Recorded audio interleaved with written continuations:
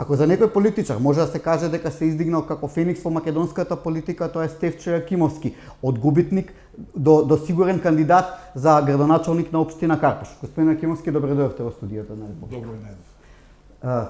Влеговте во вториот круг, речиси во фотофиниш. На што се должи тоа?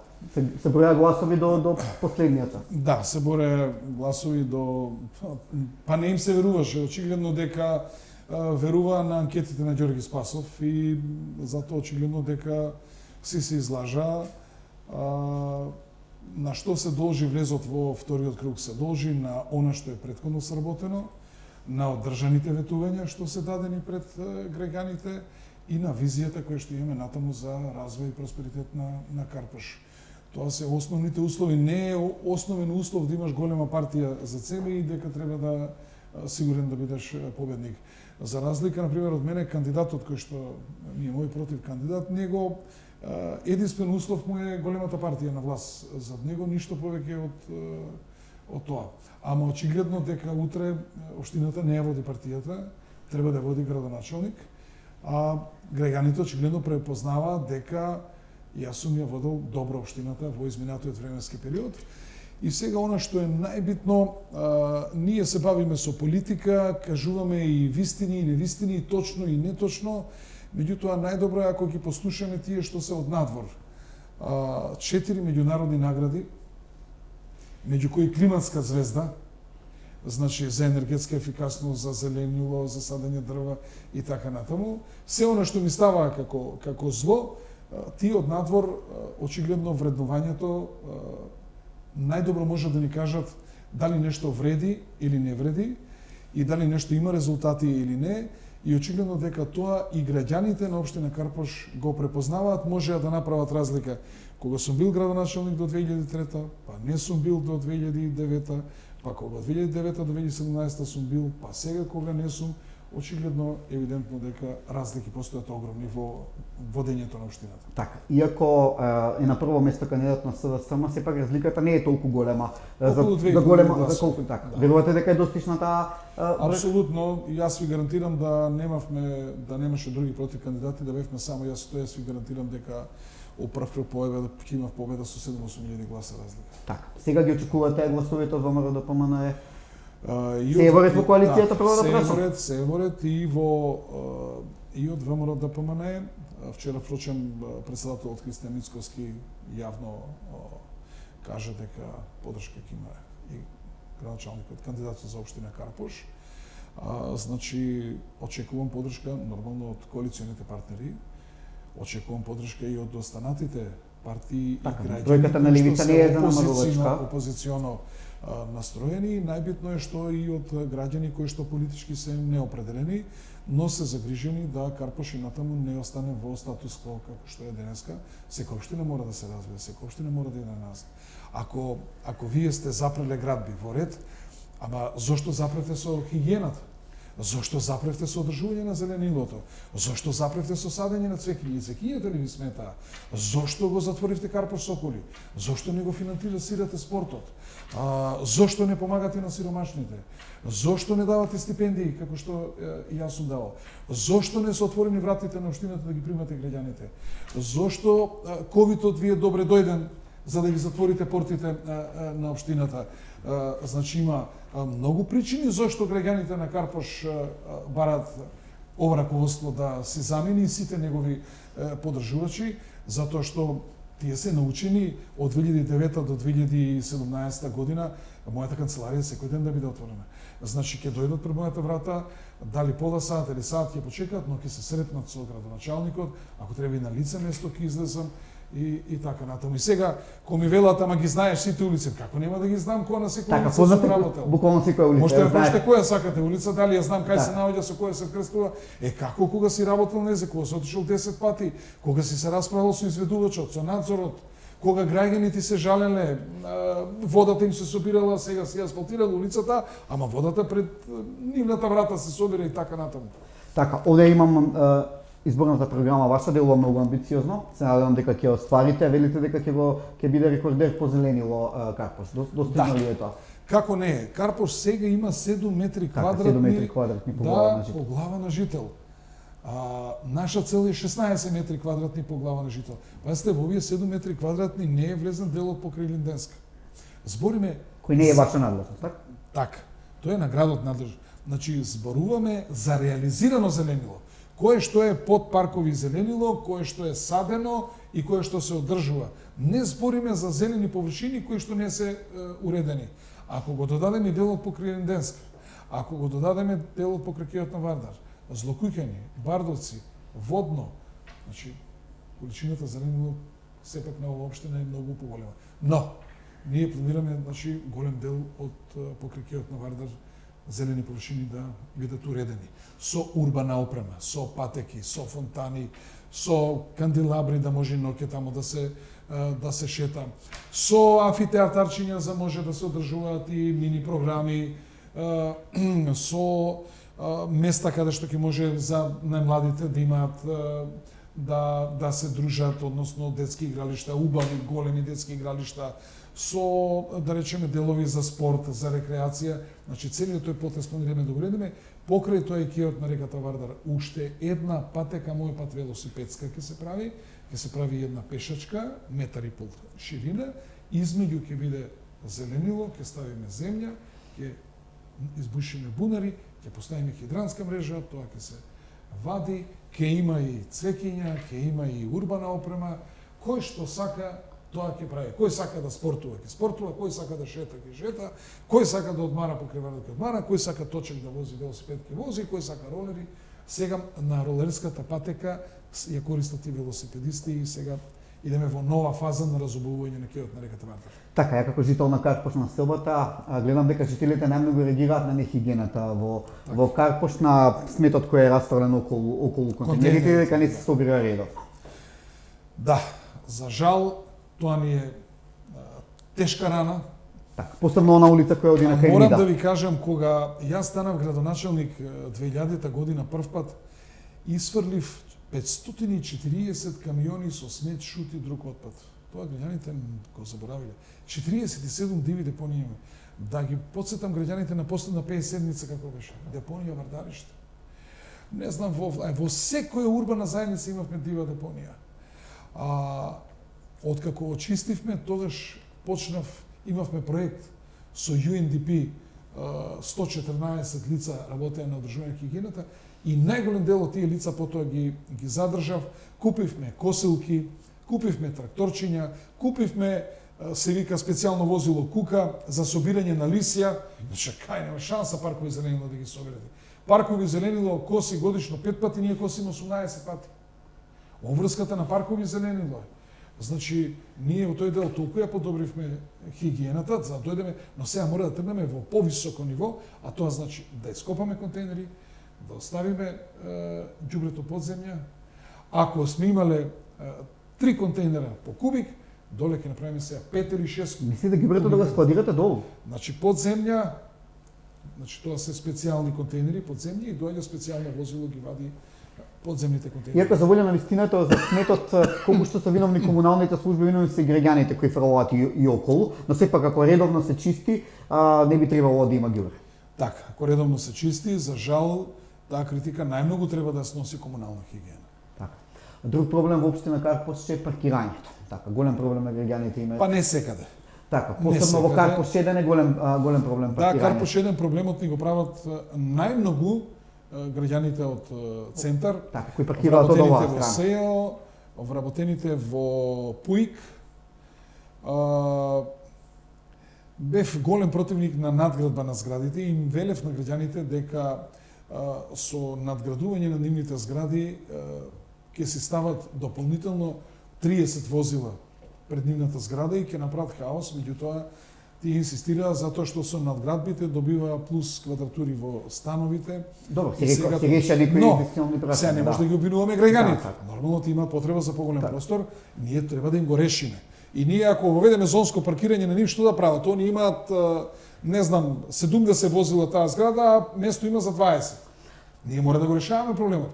Проблемот ќе го решаваме со катни гаражи. Со катни гаражи, така да почнеме каде ќе се поставуваат значи катните гаражи. Над земја само станарите од тие згради ќе си имаат далечински управуваш, да не може друг да влезе И тоа е тоа. Значи, надземните гаражи ќе бидат само за станарите. Само за станарите, подземје едно ниво и две нивоа надземје. Значи и сегашно паркинг простор ќе му биде триплиран. Така. Каде ќе бидат поставени, гледам од изборната програма? Ќе бидат нивната на улицата Орце Никол, на улицата Орце Од Рузвелтова кога влегуваш, така. тука имаме шанса за две паркинг места да ставиме. Така, и во внатрешност така, имаме и на на Иван Аговски има и така, на Даско Крапче и ова не знам каде. Значи секаде што можеме сакаме, ако не друго барем платформи да ставиме, па со платформите да го блажиме. Така, значи она што е најважно за жителите дека паркирањето во Карпаш ќе остане бесплатно, бидејќи минатата локална власт донесе, како се вика таа уредба, дека може да се формира јавно предпријатие за паркинг. Не беше формирано, но законски го дозволи. Да правам јавно. Сега сакам да пробаме вака.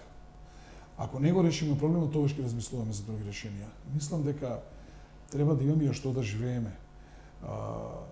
Не е ред да ги затвориме малите дуќани, услужните дејности што има.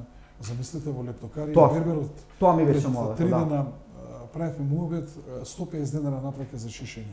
Сега ако ведеме ние 50 денара од саат, а остане тој да се додека чека, додека биде почишен и додека се отиде 2 часа или 3 часа, значи 150 денара шишење, 150 денара паркинг. Автоматски човекот ќе остане без работа и не само тој, ќе останат дуќани. Ај проверете ни централното градско подрачје колку дуќани имате затворени. Во Карпаш не можам да најдем дуќан за штаб. Тоа е една причина затоа што не се наплатја паркинг и Лептокарија добро живее. Да, и сите Лептокарија, сега кафења и обложувалници и се. Но за Лептокарија планираме да идеме исто со подземно паркирање, дури еден дел да одиме и под пешачките стази, за да може средниот ред да се паркираат 2 возила, да ги примиме и возилата што се на зградите преку Партизанска кај факултетот за туризам и тие дел да можат, бидејќи тие имаат многу малки, по 10 паркинг места пред зграда, а се 50 станари. 50 станови горе. Така, кажете ми, има ли пари општината или ќе има ли за цела оваа програма да се реализира? Знаете ли сега колку има пари Пари никогаш доста. Пари никогаш доста, треба да се ги завршиш ракавите и да бараш приходи за општината. Тоа и јас општината ја оставив 2016 11,5 милиона евра приход, 2017 општината имаше, сега ќе ви кажам, 7,5 милиона евра приход. За жал, сега општината падна на 5 милиона евра приход. Од што се должи тоа? На нерационално работење или на несобирање даноци или на што? Не можеш да играш Counter Strike и да бараш приходи. Не можеш да шеташ по белиот свет, да идеш во Малдиви секој викенд, после четврток да си одиш во Грција на Халкидики, си одиш за Америка по 20 дена, а приходи не паѓаат, приходите од Господ. Мора. Ја во живот не сум отишол повеќе од 4-5 дена на одмор. Во живот не сум отишол повеќе 4-5 дена. Што ќе најдеш после 20 дена кога се вратиш? Господ знае.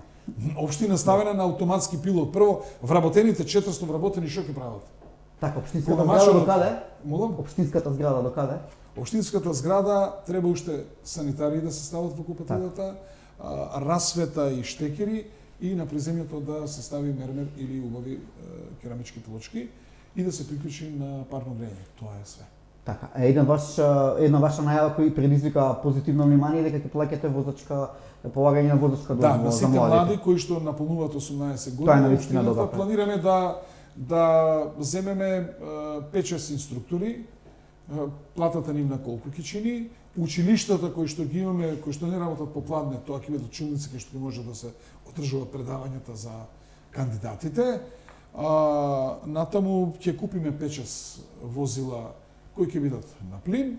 Тоа нема да не чини повеќе 3-4 милиона денари годишно, а замислете семејство кое што има 20-25 илјади денари приход, а треба дето да полага за возачка дозвола. Има ли поголема радост за дете од 18 години да знае дека е возач?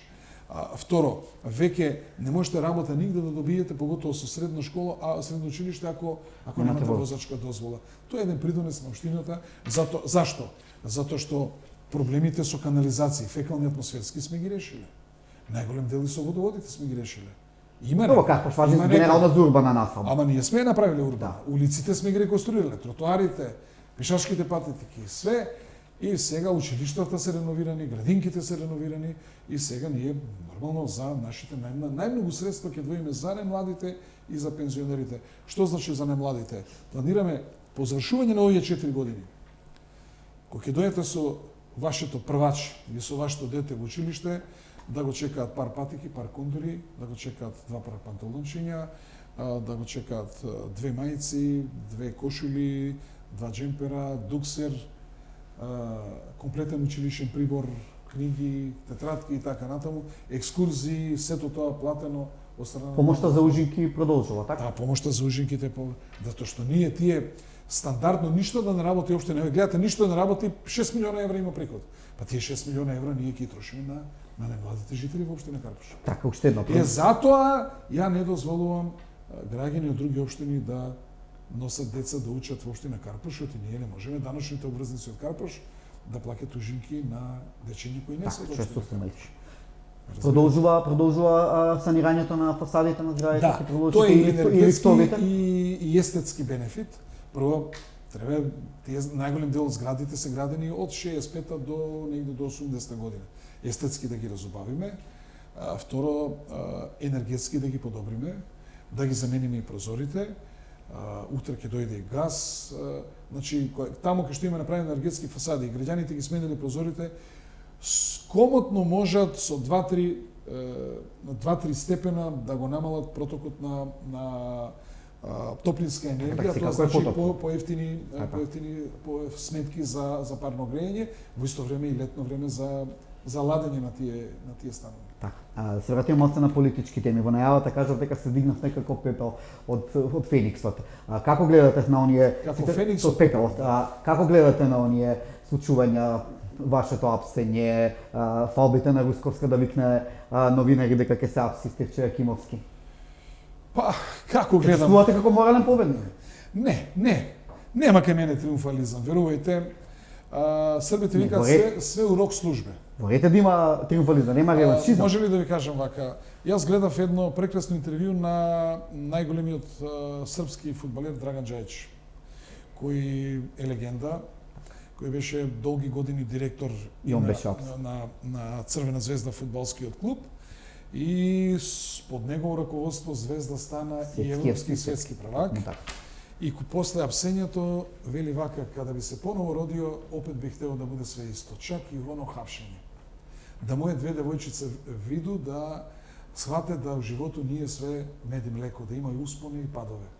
Така да и ја, кога повторно би се родил, би сакал се да биде исто. И морам да ви кажам дека калибар на човек како мене подготвен е све да издржи. Од прилика викаат оди нагоре, колку пошто си спремен да ти држат нозете да одиш надоле.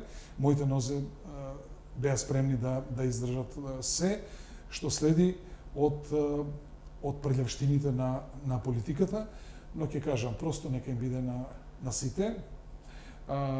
Но сепак не звучеше она убаво зборовите Русковска, викнете новинари ќе се апси Стефче.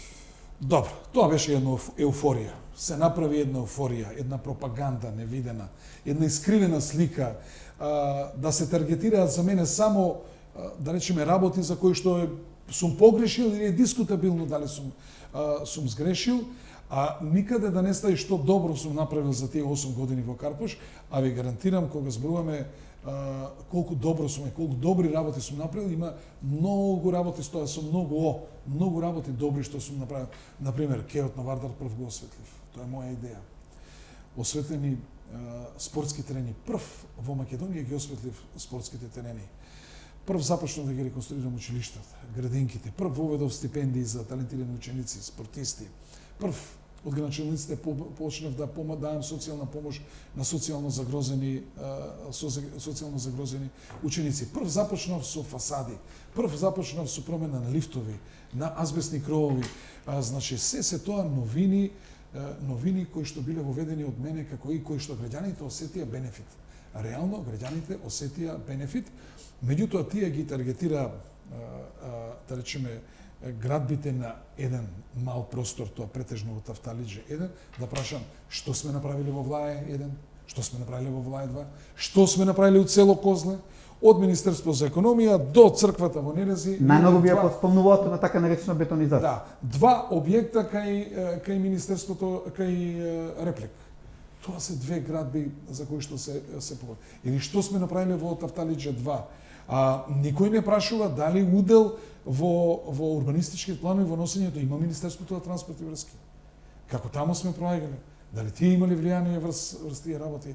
Така да, тие се потрудија целата вина за еден мал дел да јас ја прифаќам вината, јас сум најодговорен во општината, но во исто време сум најодговорен и за сите успеси на општина Карпош, како што реков, 4 меѓународни награди, 2 домашни, за 8 години 6 награди, еден градоначелник не може повеќе од тоа. Мисли да на таа еуфорија што имаше власта во 2017 успеавте да ги изгубите изборите? Заради негативната кампања против вас? На таа негативна и На целиот паз се сикавате на негативните кампањи. Ако гласате за Стефче Кимовски, гласате за Мијалков и за Груевски. Јас денеска ни на крај памет не ми паѓа да не знам за мојот против кандидат да кажам ако гласате за Весковски, гласате за Вице Заев и за Зоран Заев. Мислам, ни случајно, ниту имам намера да правам. Мислам дека веќе не проаѓа негативна кампања. Негативна кампања и нема нешто што не се знае веќе за мене. Дегутантно е.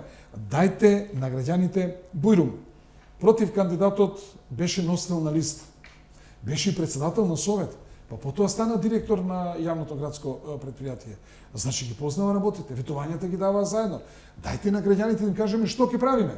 Да искочат граѓаните да гласат за.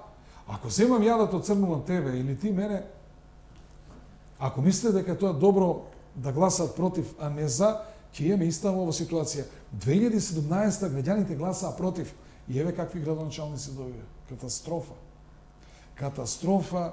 Ова што се случи сега на овие избори да од 7, ако го исклучиме Чаир, Шутори, Зари, Сарај, од 7, каде што се доминантно македонско население, односно на македонско население, значи вие во 5 во прв круг да изгубите, тоа не е одраз на еуфоријата како што беше направена 2017 година. Сега немаме еуфорија. Сега се видува резултатите, оценете се резултатите. Ова е резултат на незадоволството од актуелната власт, како централна, така локална. Значи се оценија резултатите, се оценија тоа што беше ветувано, се виде тоа што имаа црни кампањи за нас, се стави на куп и резултатот е тој.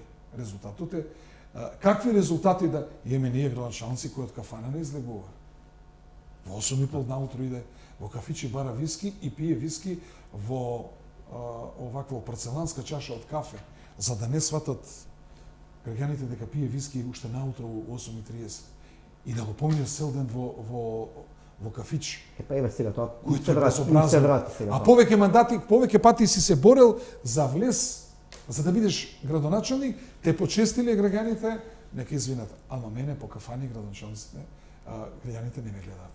Така, и уште едно прашање. прашање. Ме наоѓаат во мојата канцеларија. Како стоите во советот? Каков е распоредот таму?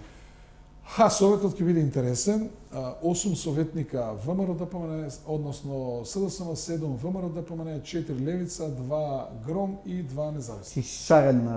Шарен таков беше нешто сличен и 2009-та, тогаш СДСМ имаше 10, ВМРО 9, ЛДП 1, ВМРО Народна 1 и Ранко Бубамара имаше 2 советника.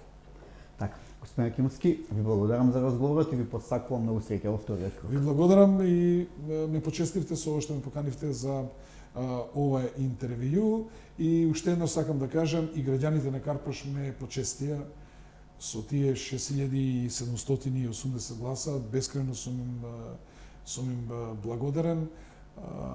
Мислам дека граѓаните се секогаш во право и кога дават глас, и кога дават глас и кога земаат власт се секогаш во право.